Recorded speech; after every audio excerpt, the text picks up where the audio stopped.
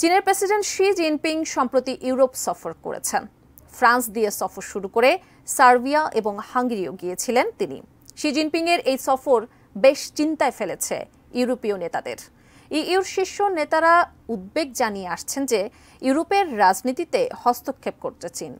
সেই সঙ্গে ইউরোপে চীন ভাগ করো ও শাসন করো কৌশল নিয়েছে, যা কিনা মহাদেশটির সম্মিলিত স্বার্থ খর্ব করছে। তবে কি ইউরোপকে নিয়ে ভয়ঙ্কর খেলায় মেতে উঠেছে চীন? আরও জানাচ্ছেন শেখ ফরিদ। পশ্চিমা আধিপত্যের জাল ছিঁড়তে বিশ্বজুড়ে কৌশল আঁটছে চীন। গত কয়েক দশকে বেইজিংয়ের উত্থান রীতিমতো ঘুম হারাম করে দিয়েছে যুক্তরাষ্ট্র সহ ইউরোপের মার্কিন মিত্রদের। এরই মধ্যে কথা উঠেছে গোটা ইউরোপকে দুই ভাগে ভাগ করার নীল নকশা আঁটছে শি জিনপিং সরকার। সম্প্রতি চীনা প্রেসিডেন্টের ইউরোপ সফর যেন সেই নীল নকশাকে আরও স্পষ্ট করে তুলেছে। তারই কিছু চিত্র উঠে এসেছে জার্মান সংবাদ মাধ্যম ডয়চে ভেলের এক প্রতিবেদনে।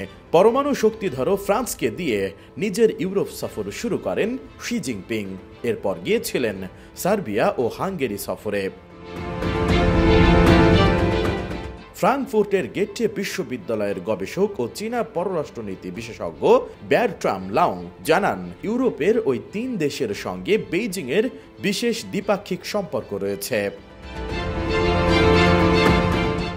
আন্তর্জাতিক সম্পর্কের এই বিশ্লেষকের ধারণা, চীনা নেতৃত্ব ইউরোপকে ক্রমেই দুই ভাগে বিভক্ত করেছে। চীনা প্রেসিডেন্টের এবারের সফরে বন্ধুত্বপূর্ণ সম্পর্ক থাকা দেশগুলোর সঙ্গে সম্পর্ক আরও জোরদার করার দিকে নজর দেওয়া হয়েছে। এদিকে ইউক্রেন যুদ্ধে রাশিয়াকে চীনের সমর্থন দেওয়া এবং কম দামি চীনা বৈদ্যুতিক গাড়িতে ইউরোপের বাজার ছেয়ে যাওয়া নিয়ে উদ্বিগ্ন ইউরোপ। 2023 সালের এপ্রিলে চীন সফর শেষে তাইওয়ান সংকটে যুক্তরাষ্ট্র ও চীনের মধ্যে উত্তেজনায় ইউরোপের অংশগ্রহণের বিষয়ে কথা বলেন প্রেসিডেন্ট ইমানুয়েল ম্যাক্রো। সে সময় তিনি জানান, যুক্তরাষ্ট্রের মিত্র হওয়া মানে ওয়াশিংটনের বাহন হওয়া নয়। এদিকে ইউরোপীয় সংসদের সাবেক রাজনৈতিক উপদেষ্টা সুজা আনা ফ্যারেন্সের ধারণা, সার্বিয়া ইউরোপীয় ইউনিয়নের সদস্য না হলেও বেলগ্রেড সফর করে শি জিনপিং দেখাতে চেয়েছেন তিনি ইউর প্রতিবেশীদের কাছেও গুরুত্বপূর্ণ ব্যক্তি। অন্যদিকে ইউক্রেন যুদ্ধের শুরু থেকেই মস্কোর প্রতি সমর্থন জানিয়ে আসছে হাঙ্গেরি।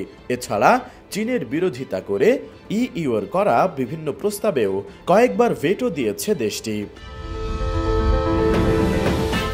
হাঙ্গেরিতে গড়ে তোলা হচ্ছে চীনা গাড়ি তৈরির কারখানাও। এমনি বাস্তবতায় 1 জুন থেকে ইউ এর সভাপতি দেশ হিসেবে দায়িত্ব নিচ্ছে হাঙ্গেরি। শি জিনপিং আশা করছেন দেশটি ইউরোপীয় ইউনিয়নের সঙ্গে চীনের সম্পর্ক উন্নয়নে কাজ করবে।